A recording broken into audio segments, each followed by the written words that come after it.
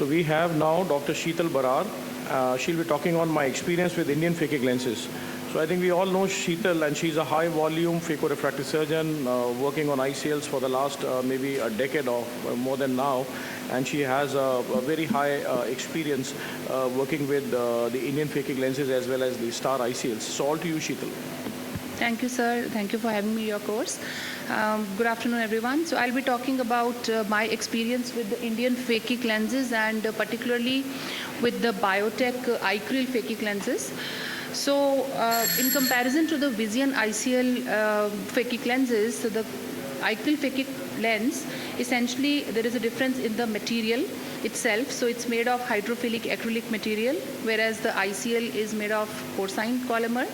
So because of the hydrophilic material, it's slightly firm in the consistency. Another difference is that the leading hole in the iCryl phakic is on the left side, whereas in the ICL it's on the right side. So injection system with with the iCryl phakic is comparatively easy. I will show you a video. It's just like loading intraocular lens in a butterfly cartridge that we have been always doing. And with the ICL, for a beginner, it can be slightly complicated. The wound size required for insertion of iCryl phakic IOL is 2.8 millimeter incision, whereas for Star ICL, it can be slightly larger than 3 or 3.2. The optic is aspheric in iCryl phakic, whereas with the Star ICL, it is not aspheric. So the water content of these lenses is 26%. Optic is aspheric. For a clear optic zone of 5.5, you get an effective coverage of 6.9 up to 7, which is slightly less compared to the Star ICL EVO, wherein the clear optic size itself is slightly bigger. So probably in very, very large pupils, the Star ICL would be a better choice, but for a moderately, the regular 6 to 7 mm, the Biotech iCryl phakic also works very well. So regarding the design of the toric IOL, the one advantage that I see with these lenses is that they are customized to different axes. So you can see that the axis is customized on 0, 30 and 60 degrees, and also 90, 120 and 150, which means that you just need to horizontally place the lens and your axis will be, if it's 90, you don't need to do anything. If it's 120, you don't need to do anything. So it's customized at different axes. If your axis lies between the two, let's say 110, then you just rotate it by 10 degrees. So the rotation required is less. With Star ICL, the maximum rotation required is 22.5 degrees, whereas with this, it's only a maximum of 15 degrees. So less manipulation in the eye after implantation. So when we look at the surgical technique, so loading, as I said, is very easy. If you're a cataract surgeon, you know how to load a lens, and it's just like loading intraocular lens in a regular 2.8 millimeter injector. And this is about the surgery, and you have to look at the orientation. Of course, all the 3 holes have to be in one single line. So I made a 2.8 millimeter incision, and now regarding the injection, you can see it's quite smooth. Sheetal, I'd like to interrupt. Can you just hold on the video? I mean, can you just reverse the injection system? I think that's a very beautiful point that you have pointed out. And I think to avoid any reverse entry of the ICL, I think these 3 points which are aligned have to be carefully noted that they just go in a line. I'm correct, Sheetal? Yes, sir. Yes, sir. You can see that all the 3 you just need to highlight that. In one single line. So that goes true for the ICL as well. That's how we see. Any phakic lenses. Yeah, so it should not flip. You just need to see these 3 holes in the center, and they just go in a line. You'll never have an upside turn of the ICL. Very nicely highlighted. Yeah, in fact, one more point to this. If you don't see them in a line and you are injecting, then no, even if you rotate it, sometimes it doesn't open the way you want to. Just pull it out immediately, reload it and put it in. This can only happen till you are maximum 60% in. If you anything more than that, you pull it out, the lens is going to be stuck half in the wound, half inside.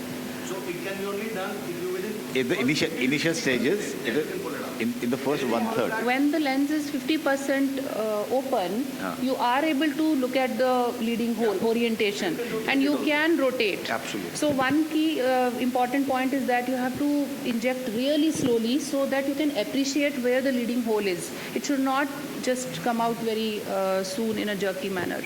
So coming to my experience, so we did a clinical study which is also published in Journal of Refractive Surgery, wherein we compared the visual and refractive outcomes of ICL toric phakic lenses with STAR ICL over 2 years follow-up. And we had 50 patients of myopic astigmatism in both the groups. Minimum refractive astigmatism was 1 diopters, and there were 25 eyes in each group. It was a single center study done in Netralhama Eye Hospital.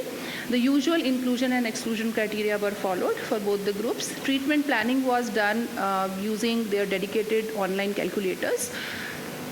So post-operative regimen was also same for all the eyes and for both the groups, and the follow-up was 2 years. So pre-operatively, as you can see, that most of the parameters of age, sphere, cylinder, spherical equivalent, corrected vision, keratometry, endothelial cell count, white to white, ACT, everything was perfectly matched, and there were no significant differences.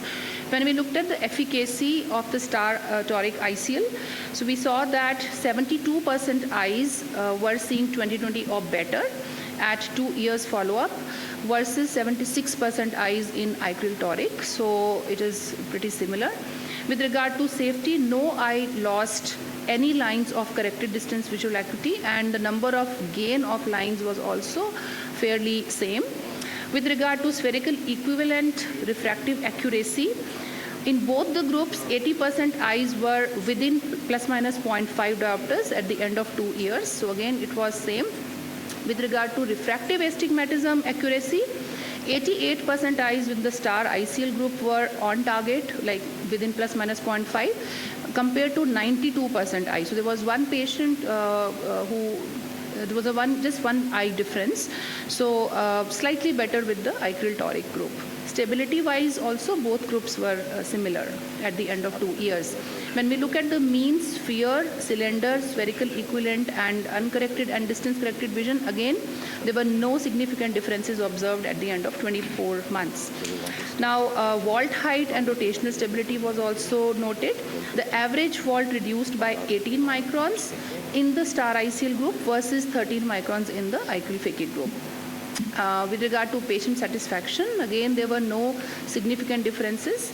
At 24 months, we obtained questions for spectacle independence, dysphotopsia symptoms, and overall satisfaction, and the scores were also similar. Most patients did complain of a mild to moderate dysphotopsia in the first 2 weeks or so, but it later on reduced, and by the end of 12 months, there were no dysphotopsias noted. Patient had neuroadapted to these.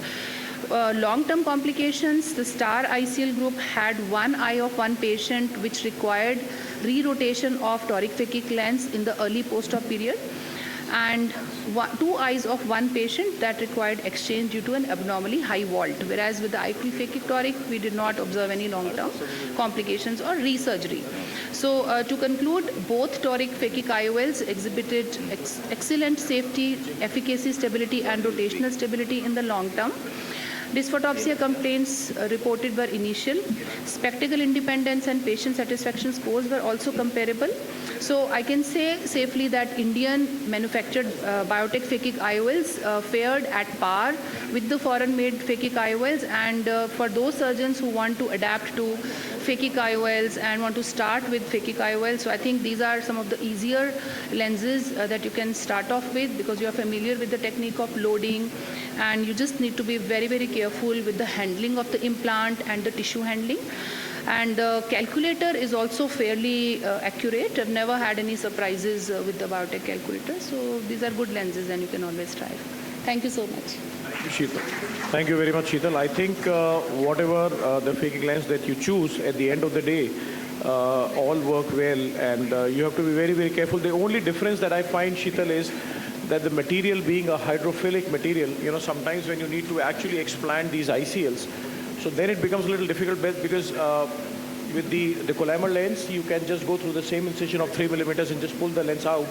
What do you think the incision size? Have you any experience with the explantation of these lenses?